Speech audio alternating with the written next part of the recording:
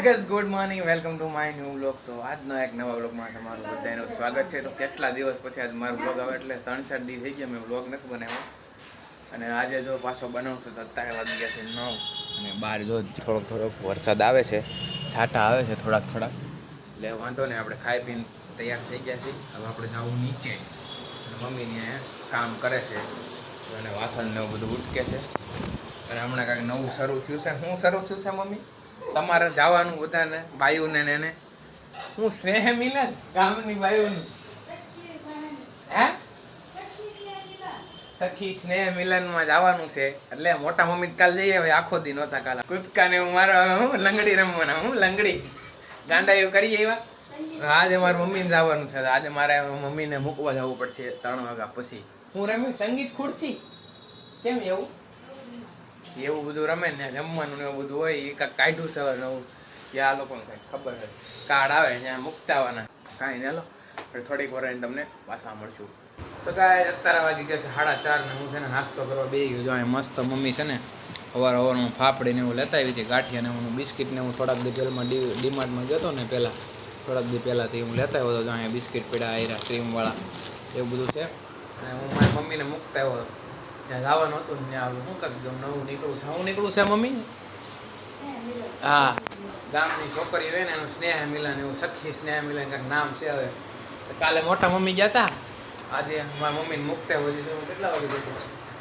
3 વાગે ગયો હતો ને 4:30 હું અત્યારે પાછો આવ્યો ને અત્યારે નાસ્તો કરું છું મસ્ત. મમ્મી જો આતા હાટું છે ને કારેલાનું શાક કરે છે અને આપણી હાટું હું ખબર બટેકા ભૂંગળા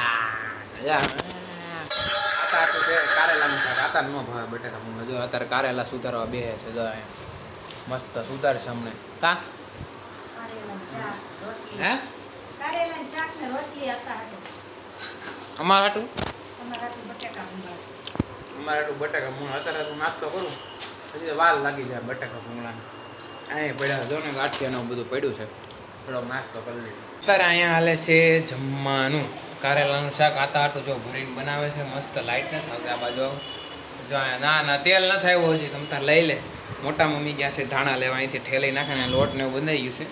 મોટા મમ્મી એમ ધાણા લેવા ગયા છે, ઠેલી નાખે ને એટલે ધાણા આપી દે. સમજે તમે? અહીંયા જો હું અહીંયા ઊભો છું, આ તેલ આવી ન જાય ને એટલે ઊભું રહેવું પડે. અને ક્યાંય બટેકા જો બફાઈ જશે અહીંયા મસ્તીના જો દેખાય ને. હજી આનો મસાલો બનાવવાનો છે. પછી ભૂંગળા છે, હજી ભૂંગળા તળાતા વાર લાગશે. એ તમને હું પછી દેખાડીશ. રેડી? કારેલાનું શાક જો આતા હાટું છે. આપણને તો કંઈ ભાવે નહીં. એકવાર થાક્યું હતું કંઈ ભાવ્યું નહીં મને એટલે આપણને તો ભાવે નહીં, કડવું લાગે. મમ્મી મોટા મમ્મી ધાણા લે છે અને આતા ઉતા છે, ટીવી જોવે છે. જો આતા બેઠા બેઠા ટીવી જોવે. જો અહીંયા જો હે ને આતા ટીવી જોવે બેઠા.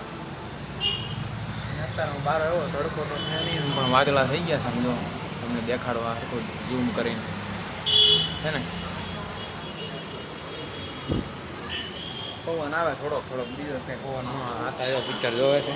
તો ભાઈ અત્યારે હું જાઉં છું આતાની દવા લેવા, કારણ કે આતાની દવા છે ને પતી ગઈ. કાલે ગયો તો દવા લેવા પણ કાલે નહોતી થઈ રહી હતી એટલે મેડિકલમાં. તો આજે જાઉં છું લેવા. તો આજે આવી ગઈ છે. હાલો આપણે પેલું કહેતા હોય જો આ ગાડી મસ્ત. આપણે આ નથી લઈ જવાની, અહીંયા જ જવું છે પાસે એટલે આપણે આ સાઈન લઈ જવું જો અહીંયા રહી મસ્ત. અત્યારે આતા જો પિક્ચર જોવે છે. લીન થઈ ગયા એકદમ. જો પિક્ચર જોવા હાટું ઊભા થઈ ગયા. જો સેટી પર સૂતા હતા ને ઊભા થઈને જોવે. જો કે એક ધારા જોવે છે. અત્યારે છે ને પિક્ચર જોવો બહુ ગમે. આપણે જોયા રાખી સીઆઈડી જોવે, પિક્ચર જોવે, ફાઇટિંગવાળા તો મજા આવી ગયા હતા. સમજ્યા તમે? અત્યારે જોવે જ છે. જો બેઠા ઉતાય નથી. જો તો અત્યારે વાગી ગયા છે 6 ને મસાલો રેડી થઈ ગયો છે બટેકા ભૂંગળાનો. જો મસ્તીનો આવો છે બટેકા ભૂંગળાનો મસાલો. ખાટો મીઠો છે. મન થઈ ગયું ખાવાનું. જો અહીંયા હજી તો ભૂંગળા તળવાનું બાકી છે. હજી ચા બને છે, તેલ મુકાય છે. હજી ભૂંગળા તળવાનું બાકી છે એટલે હજી થોડીક વાર લાગી જાય. થોડોક ટાઈમ પછી બધું તળાય ભૂંગળાને. સમજાય? જો અત્યારે ભૂંગળા તળાય છે. એક કરીને 3-4 નાખી. જો મોટા મમ્મી તળે છે અહીંયા. હજી એટલા બધા અંદર આખું ભરાઈ જાય, ડોલ ભરાઈ જાય આખી. તો આ બધું થઈ હજી તો વાર લાગી જાય તળતા. હજી તો મોડું જમવાનું છે. આતા જોવે ને ટીવી. તો કાંઈ નહીં. તો આપણે આજનો બ્લોગ અહીંયા એન્ડ કરવી છે. તમારે આ બ્લોગનું એડિટિંગ એ બાકી છે. મારો બ્લોગ ગમ્યો હોય તો લાઈક કરો, ચેનલમાં નવો હોય તો સબસ્ક્રાઈબ કરો. મળે બીજા બ્લોગમાં. Bye bye.